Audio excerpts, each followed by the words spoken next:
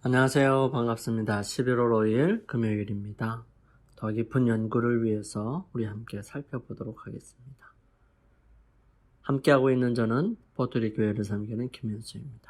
우리 함께 기도드리고 시작하도록 하겠습니다.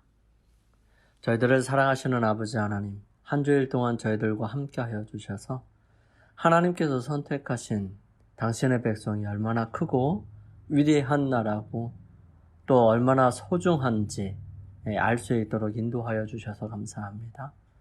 주님, 하나님께서는 우리들에게 또 이스라엘 백성들에게 가장 중요한 세상에서 가장 필요한 부분들을 아낌없이 주셨고 그것들은 세상의 여러 나라들이 아무리 연구하고 아무리 생각해봐도 그만큼 위대하고 온전한 것들이 없음을 깨닫게 될 때에 비로소 하나님 앞에 머리를 숙이며 이 큰 나라라고 하는 것처럼 저희들의 모습을 통하여 주님의 거룩하신 은혜와 능력들을 경험하고 또 저희들에게 주어진 그 모든 것들을 받아 감당하며 또 실천하고 순종하며 살아갈 수 있도록 도와주시옵소서.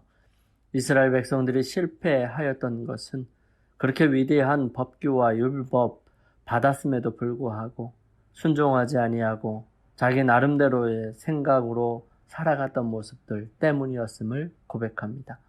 오 아버지 하나님, 그들의 모습을 반복하지 아니하도록 인도하시고 저희들로 하여금 오직 주님만을 부여잡으며 주님과 함께 이 세상에서 승리하며 살아갈 수 있도록 축복하여 주시옵소서.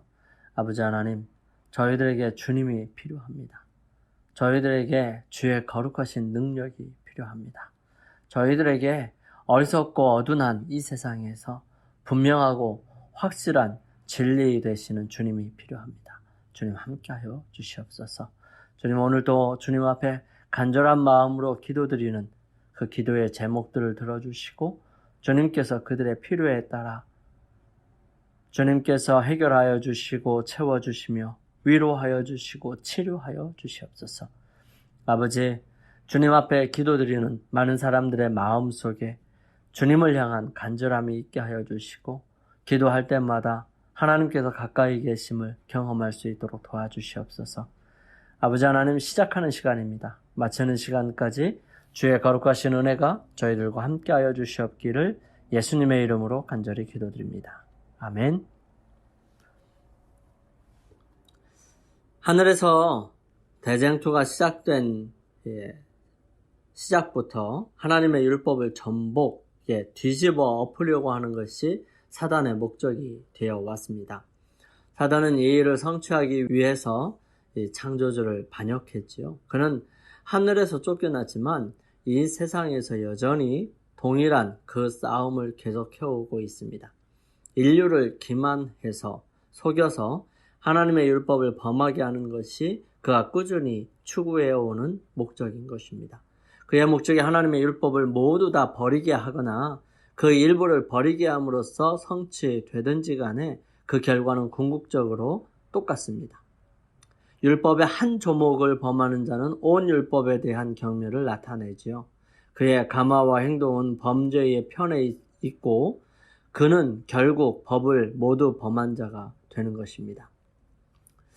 하나님께서 내가 너로 여자와 원수가 되게 하고 너의 후손도 여자의 후손과 원수가 되게 하리니 여자의 후손은 내 머리를 상하게 할 것이요 너는 그의 발꿈치를 상하게 할 것이니라.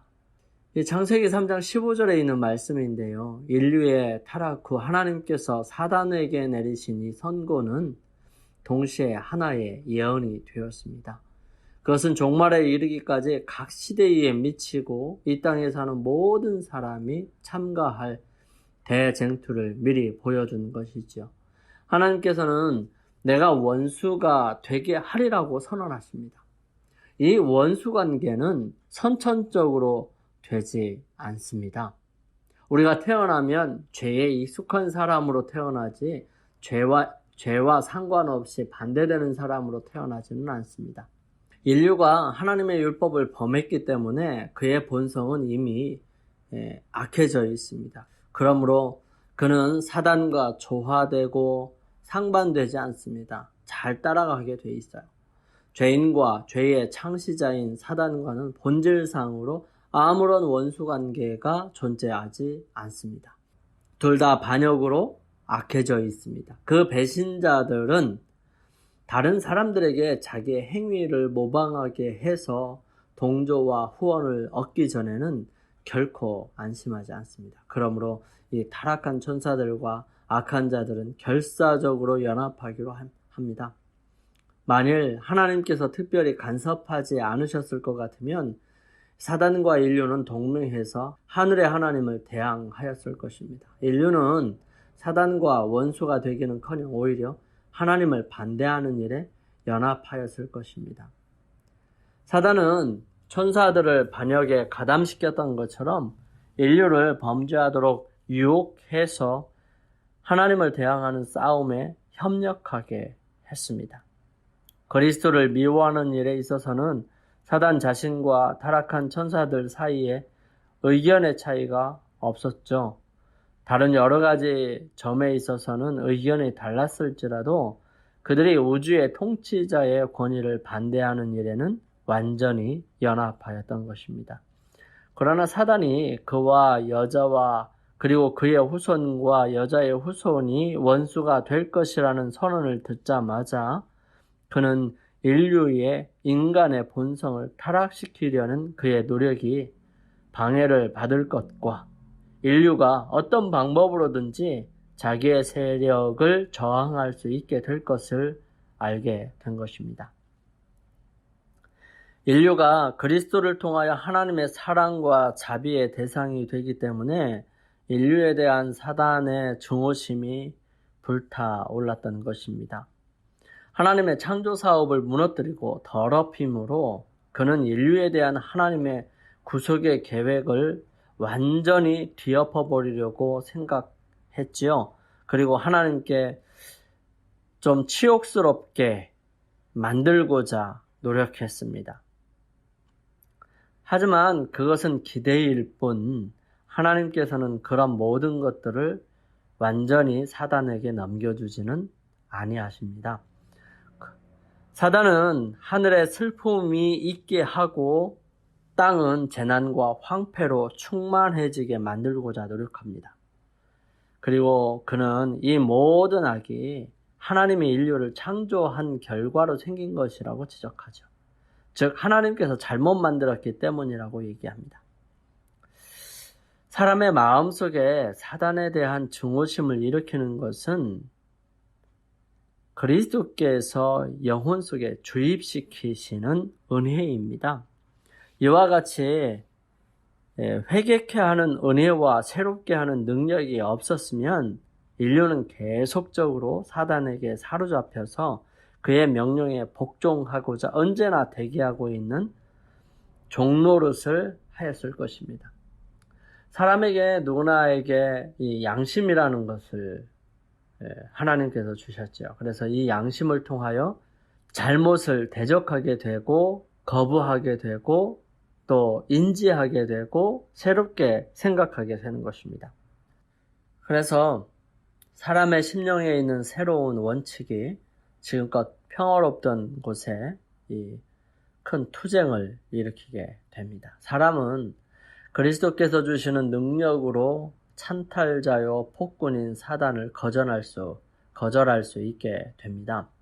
누구든지 죄를 사랑하는 대신에 미워하고 마음을 지배하고 있는 정욕을 정복한 증거를 나타내면 전적으로 하늘에서 온 원칙이 역사하고 있는 것입니다. 사단은 하나님의 백성들과 세상과 분리시키는 장벽을 무너뜨림으로써 그들을 정복하고자 끊임없이 노력하고 있습니다. 옛날 이스라엘 사람들은 금지된 이방인들과의 교제를 하고자 모험함으로써 죄에 빠지도록 유혹을 받았죠. 이 바알부올 사건이 그런 사건입니다. 그와 마찬가지 방법으로 현대 이스라엘 사람들도 영적 이스라엘 사람들도 타락하게 됩니다. 이 세상 신이 믿지 아니하는 자들의 마음을 혼미케 하여 그리스도의 영광의 복음의 광채가 비치지 못하게 함이니 그리스도는 하나님의 형상이니라. 그리스도의 확고한 추종자들이 아닌 사람들은 모두 사단의 종입니다. 거듭나지 않은 사람의 마음에는 죄를 사랑하는 마음과 죄를 간직하고 핑계하려는 정신이 있습니다.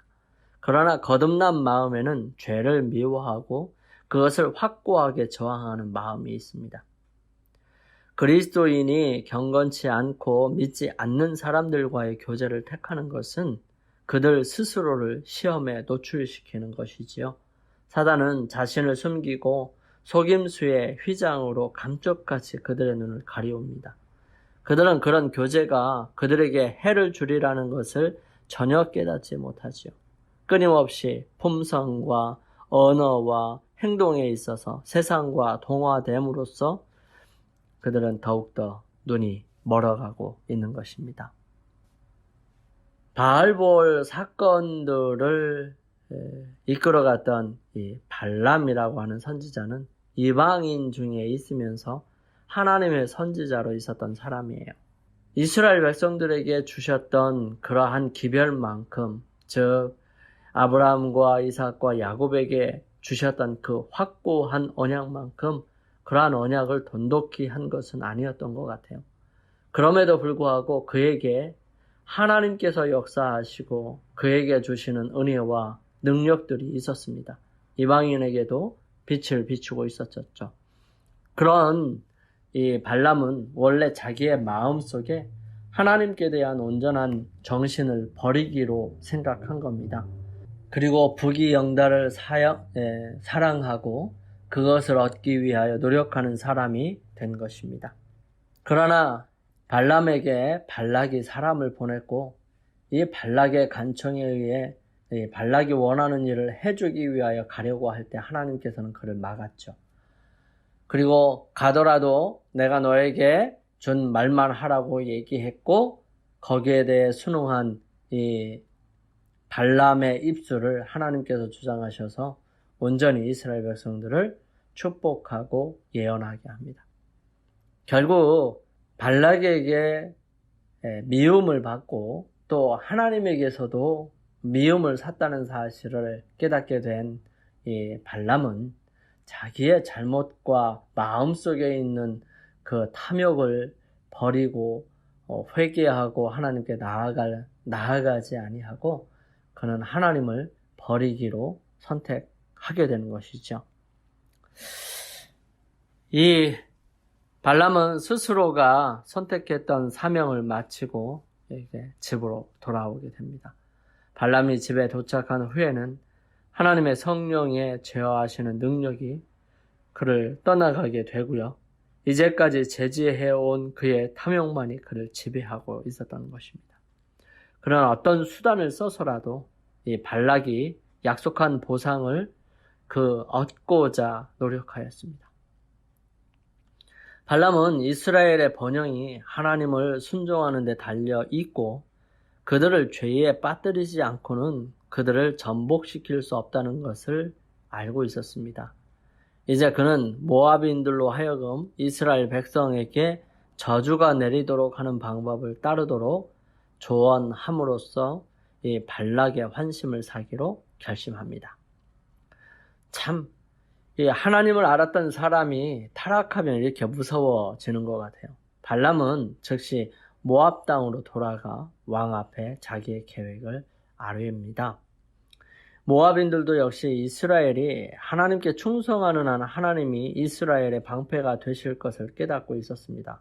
발람이 제의한 계획은 이스라엘을 우상 숭배로 유인함으로 그들을 하나님과 분리시키는 것이었습니다. 만일 그들을 바알과 아스타롯의 음탕한 예배에 참석시킬 수만 있다면 그들의 전능하신 보호자는 그들의 원수가 되실 것이고 그들은 곧 주위에 있는 맹렬한 호전 민족들의 밥이 되고 말 것입니다. 왕은 쾌히 이 계책을 받아들이게 되죠.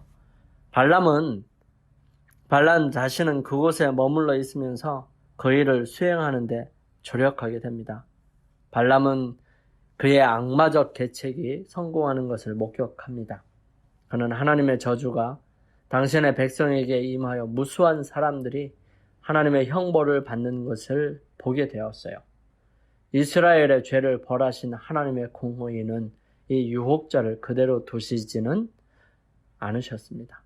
발람은 이스라엘과 미디안 백성 사이의 전쟁에서 죽임을 당하게 되지요. 자신의 최후가 가까움을 예감한 발람은 나는 의인의 죽음같이 죽기를 원하며 나의 종말이 그와 같기를 바라는도다 라고 부르짖었어요. 그렇지만 발람은 의인의 생애를 살기로 선택하지 않았고요. 그의 운명은 하나님의 원수 편으로 결정돼 버린 것입니다.